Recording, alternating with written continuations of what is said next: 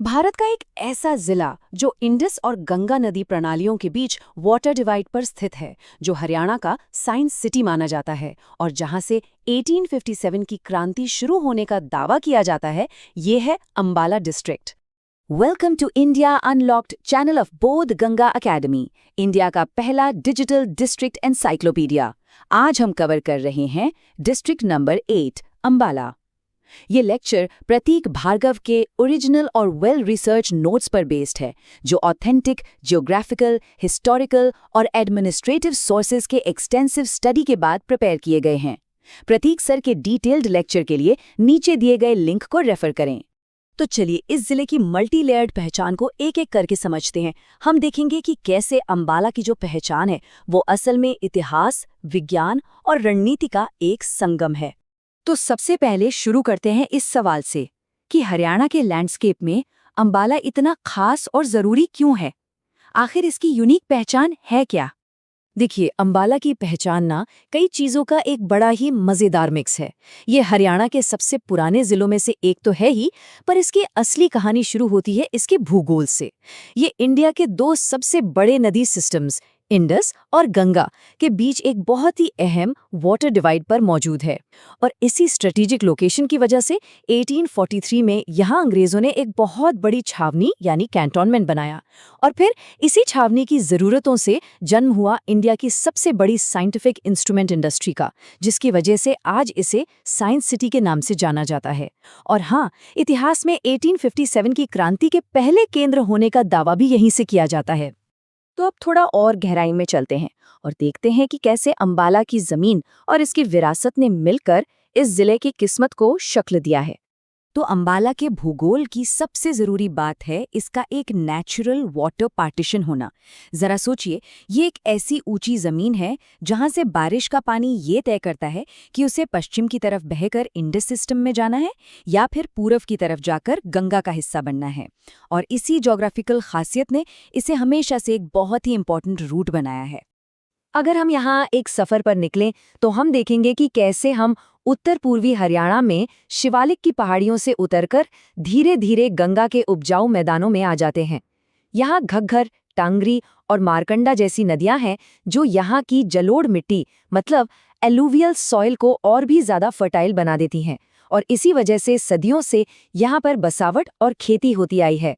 और ये टाइमलाइन बिल्कुल साफ साफ दिखाती है कि अपनी इसी उपजाऊ ज़मीन और स्ट्रेटेजिक लोकेशन की वजह से अंबाला पर हमेशा से बड़ी बड़ी ताकतों की नज़र रही है। प्राचीन कुरु साम्राज्य से लेकर मौर्य, दिल्ली सल्तनत, मुगल और फिर सिख मिसलों तक हर किसी ने इस पर कंट्रोल चाहा, जब तक कि आखिर में यहाँ अंग्रेज़ नहीं आ गए।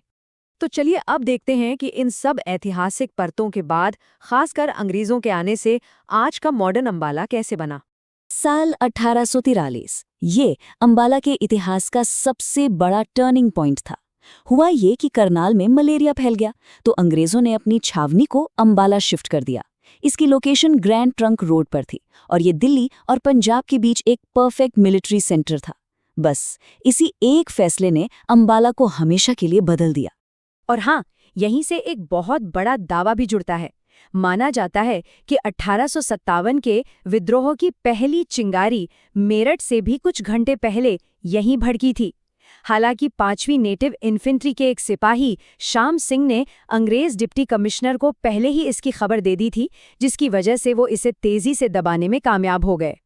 और इसी छावनी के बनने से अंबाला एक ट्विन सिटी यानी जुड़वा शहर बन गया।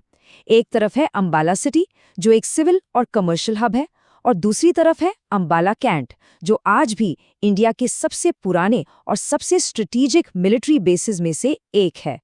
और इसी मिलिट्री की नींव पर खड़ी हुई अंबाला की एक बिल्कुल अनोखी आर्थिक पहचान। चलिए देखते हैं कि ये कैसे हुआ। बड़ी दिलचस्प बात है कि अंबाला की साइंस सिटी वाली पहचान सीधे सीधे मिलिट्री कैंट से जुड़ी है। देखिए, ब्रिटिश सेना को अपने साइंटिफिक उपकरणों जैसे कि दूरबीन, कंपास और मेडिकल टूल्स की मरम्मत के लिए स्किल्ड कारीगरों की ज़रूरत पड़ी। इसी ज़रूरत ने यहाँ छोटी छोटी वर्कशॉप्स को जन्म दिया, जो आज़ादी के बाद इंडिया की सबसे बड़ी साइंटिफिक और सर्जिकल इंस्ट्रूमेंट इंडस्ट्री बन गई। इसके अलावा कपड़ा बाज़ार और खेतीबाड़ी भी यहाँ की इकोनॉमी के मजबूत पिलर हैं। ये चार्ट तो बिल्कुल साफ-साफ दिखा रहा है कि साइंटिफिक इंस्ट्रूमेंट इंडस्ट्री आज भी अंबाला की इकोनॉमी की रीढ़ है, जिसका हिस्सा करीब 45% है। और यही इसकी असली पहचान है, जो सीधे इसके मिलिट्री इतिहास से निकल कर आई है। और ये सारे पहलू, इसका भूगोल, इसका इतिहास और इसकी इंडस्ट्री, सब मिलकर अंबाला को आज उसकी सबसे ज़रूरी भूमिका में खड़ा करते हैं, भारत की नेशनल सिक्योरिटी का एक मजबूत किला। इसकी लोकेशन सिर्फ एक जियोग्राफिकल फैक्ट नहीं है, बल्कि ये नेशनल इम्पॉर्टेंस की एक बहुत बड़ी स्ट्रेटेजिक संपत्ति है।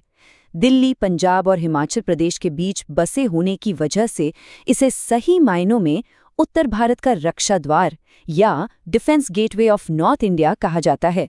तो सबसे अहम बात यह है कि अंबाला में इंडियन आर्मी की 3 मेन स्ट्राइक कॉर्प्स में से एक आई कॉर्प्स का हेडक्वार्टर है। साथ ही यहाँ का एयरफोर्स स्टेशन राफेल और जैग्योर जैसे हमारे सबसे एडवांस्ड लड़ाकू विमानों का घर है। और इसकी जो बेहतरीन रेल और सड़क कनेक्टिविटी है, वो इसे नॉर्दर्न बॉर्डर पर किसी भी चुनौती का जवाब देने के लिए ज़बरदस्त क्षमता देती है। ये लाइन अंबाला की पूरी कहानी का सार है। ये एक ऐसा जिला है जो एक साथ भारत के डिफेंस इंफ्रास्ट्रक्चर, उसके यूनिक वाटर डिवाइड भूगोल और उसकी इंडस्ट्रियल स्पेशलाइजेशन सबको रिप्रेजेंट करता है। अगर आपको इस टॉपिक का free sample PDF, practice MCQs और स्ट्रक्चर्ड नोट्स चाहिए तो डिस्क्रिप्शन में दिया गया टेलीग्राम चैनल ज्वाइन करें।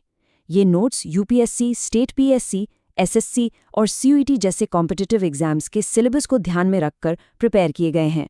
बोधगंगा एकेडमी का फोकस है ऑथेंटिक सोर्सेस पर बेस्ड, स्ट्रक्चर्ड और रिलायबल कंटेंट, ताकि एस्पिरेंट्स एक ही जगह से कंप्लीट प्रिपरेशन कर सके। अंबाला सिर्फ एक मिलिट्री कंटोनमेंट नहीं, बल्कि भारत के डिफेंस गेटवे, इंडस्ट्रियल आइडेंटिटी और हिस्टोरिकल लेगेसी का एक स्ट्रॉन्ग स्ट्रेटेजिक केस स्टडी है।